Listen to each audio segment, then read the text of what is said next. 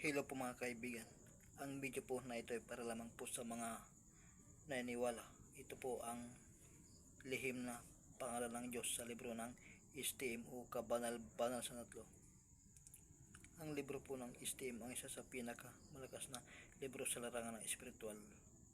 Dito nyo makita ang kanunahan anyo ng Diyos o Diyos na walang hanggan sa inyong mata na may pakpak, at sa kanyang pakpak nakasulat o mababasa ang mga lihim na pangalan ng Diyos na kaunahan niyang ginawa o nilikha ng wala pang mundo na kasakasama niya. Sila po ang tinatawag na poder o kapangyarihan na nagbibigay lakas sa katawan ng tao o espiritual na katawan ng tao o espiritual na kapangyarihan ng tao.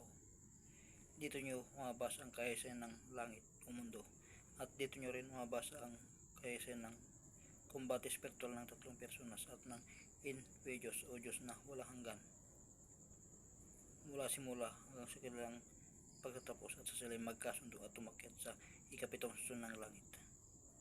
Marami na akong na-upload at marami pa akong i-upload na check o siguradong magustuhan ninyo. Salamat po sa mga interesado ng ganitong usapin o may gusto ng ganitong usapin. Subscribe na po kayo dahil marami akong i-upload. Marami na akong i-upload. Salamat po.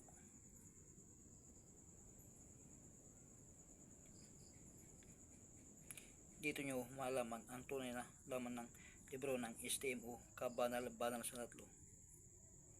Napakaraming lihim na pangalan ng Diyos na tinatawag na poder o kapangyarihan. Salamat po.